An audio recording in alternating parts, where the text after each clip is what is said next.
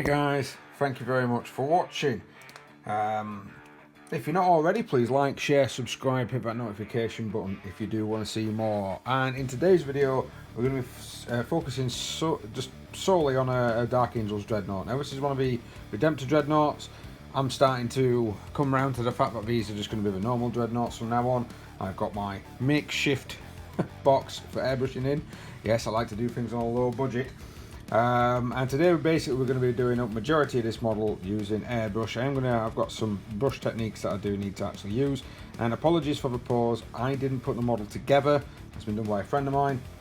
I'm basically just painting it up. So if you've seen the video regarding when I painted a load of Dark Angels, this is pretty much going to be a similar sort of process. We're going to be starting off by airbrushing on some Caliban green all onto the armor panels, and this is going to be effectively our base.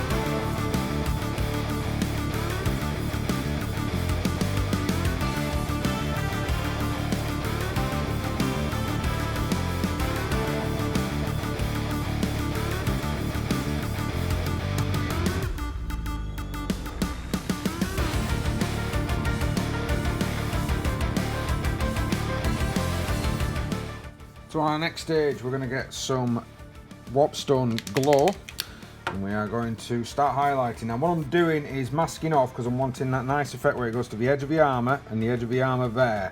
So if you watch what I'm doing, you'll see what's happening.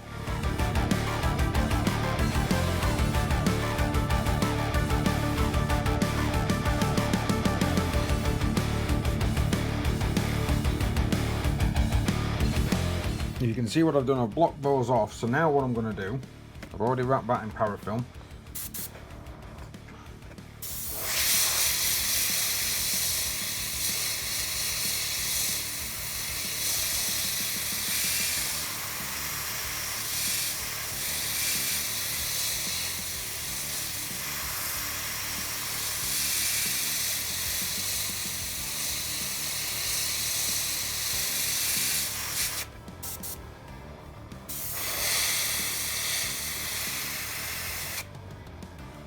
We're now going to create that type of effect going down, but we're masking off the other areas so that we're not ruining the transitions. Now as you can see, I am actually working on two figures and not just working on one. The light, do apologise for the lighting, for some reason I can't get it right in this particular situation at the moment, so I'm trying my best I can. We're going to be moving on to the red, which is on the weapons. So we're going to be airbrushing this. We're going to basically use like a proxy shield. So I've actually got my airbrush model, my instruction manual for my airbrush, and we're going to be sticking it underneath. We're going to be basically painting up these weapons in the base red first, and then of course doing the highlights. Same for the opposite side. So let's get out our reds and our airbrush. So the corn red is on as the base, and we're now going to use some Evil Sun Scarlet as the highlight. Don't forget that when you're doing airbrushing, especially over a black, you are going to be darker colours, so you may need to do a couple of passes if you're wanting a bright red. I'm not, so a minimal amount of passes is going to be fine for me. So now we've got some Evil Sun Scarlet airbrushed in here. Unfortunately it didn't come out the greatest for me. My airbrush kept blogging up for some reason. So we're going to now use some Fire Dragon Bright and gingerly dry brush. Now the reason I'm saying gingerly is red for me, I don't know about anybody else, but it has a habit of coming off. Now you could varnish this before doing any sort of like edge highlighting with a dry brush, or even if you're wanting to edge highlight with a standard brush you can, but for some reason I think maybe I put it on too thin. I like to varnish right at the end. So get your edge highlighted of Fire Dragon Bright however you want. Like I say, I'm just doing mine with a simple dry brushing technique, and I might pick out certain things to do with a standard brush, or just if I'm off there. And then come back for the next piece.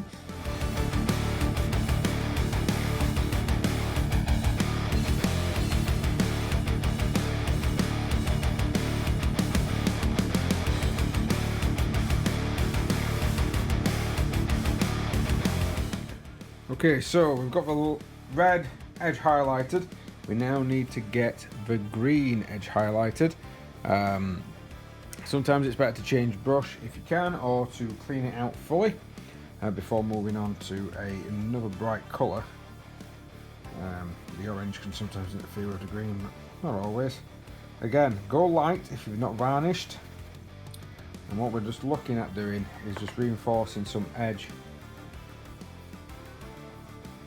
Kind of edge highlight in the green, mainly on the darker areas.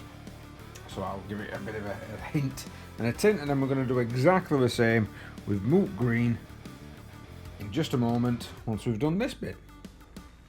So yeah, my desk's a mess, apologies. So now that we've got, you've got your armour done, I've actually gone ahead and I've just put some lead belcher. You can see this. Some lead belcher all over the model, and of course, oh, that might be very bright. Never mind. Lead belcher all over the model, and I have then of course used Known oil on everything to make sure that it's got a nice bit of a shade. We're now going to highlight it. We're going to highlight it with some Stormhorse silver. I'm going to do a little bit of. I put a little palette in here. We're going to do a little bit of dry brushing and some edge highlighting where it's needed, just all over the silver, just to make sure that it actually popped. So what we're going to do next is get some Abaddon black, get that with some thinner, and we are essentially just going to paint in these pipes, and we're just going to paint in these pipes using, apologies, using the black just to. May need a couple of coats, but it just makes it nice, quick and simple. And we can do come back for a quick and simple highlight. Don't forget about the pipes, these big pipes at the back. Oh, and yes, don't forget about this up here as well, because I know we initially sprayed it black, but this is going to need reinforcing now that we're actually going over with the green. So we just go over that with the black, we'll be able to reinforce that particular colour. So one of the next steps we're going to do now for the black is to highlight it. We're going to start by dry brushing close to the edge some dark Reaper. So what I'm basically doing is just going against the edges. We're trying to get this nice and quick, so I'm not really looking for like an edge highlight. Well, I suppose I am, but I'm done with a dry brush, which will then match with everything else. If you get the pipes at the back as well,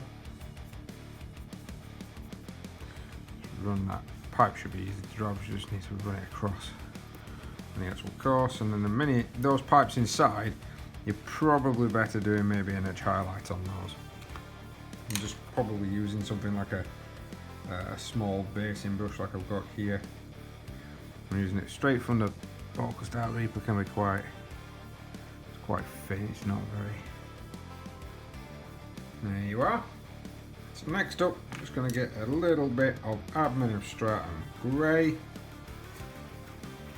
or light grey if you're using a different type of colour. And we are just going to kinda catch the edges properly this time. So we're not doing what we did last time, we're just going in one direction. So we're kind of dry brushing, but in one direction. We don't dry brush every direction, just one direction. And that will give us our nice edge. Same with this down here. And that should effectively be your black done. So I have skipped ahead. On the big guy, we've got the missile rack sorted. Effectively what we've done is to just put some grey sear in there, and then some white scar just on the top, just to make it look like it's got some white missiles. I quite like the idea of white missiles in these. Next up, we are going to be painting gold. So, apologies for the echo, we've had a change of venue because I've had to move house again. And we're just going to basically be putting some shining gold onto this model. And we're just going to be putting on shining gold, just going to go all the way around this kind of trim. And then once we've done the shining gold, we're going to get you Shabty Bone. We're going to paint up his chest eagle and any other eagles that we can see on the actual model, plus any bones. So if there's any bones on there, paint those up. Make sure you're very careful with this. We don't want to be trying to correct mistakes at this stage. I have put a bit of thinner in this, so you might need 2 thin coats. I find gold, especially Games Workshop's gold, to be a little bit tricky to work. Okay, we've got this gold set. I've got some Airbrush Earthshade gloss. I'm just gonna put this on quite heavily, actually. Quite like the effect that it gives. Not too heavy. It becomes sticky, but you know what I mean. Alright, so I've got the gold. We've got the silver trim on the actual gold itself. It'll be sweet. And then I've gone and done these. I'll include the link to the video. I think the light is blinding that a little bit, I'll be honest. But yeah, basically those have been done. I've got a different video showing you how to do that particular transition and fade, and it actually uses the same colours. So I'll just include a link to that in here. And now we're going to be painting some of your Shabty Bone on these. Now this is going to require 2 thin coats of this. Just be careful, making sure you know, stay within the lines. Get some headphones on, get it done. Also do any particular skulls or any other eagles that might be on your model, get them done at the same time. Okay, so moving on, we've got the bone painted. I've applied a layer of Seraphim Sepia, and we're just waiting for that to dry. Once that's dry, we're going to get some Shabty Bone. Yes, I know, I'm using it straight from the pot. I'm just going to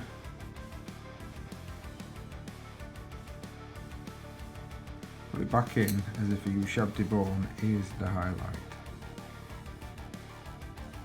Remember, wait for the Airbrush Earthshade to dry first. You should really thin this, but mine's pretty thin, so I'm just using it. Okay, so as we sometimes want to do, we've put the little bit of the highlight back into the bone, and I've now just gone and got some grace here and just put that into these 2 little areas. We're going to get some Talosar blue for this, and we're going to get some Nasdaq yellow and paint that. So that's applied. I'll be honest, I think some of the only things now to do is maybe attach these shoulder pads, get some plasma glow going on there. I've got some videos on my website already dictating that. Get the base done, again, videos dictating that, and we should be done. And there we have it, 2 Dark Angel Dreadnoughts I've been using for this particular painting tutorial. Apologies for the pause, I did have to rearrange the actual pose when the client gave them to me. So the plasma effect, by the way, is actually on my channel.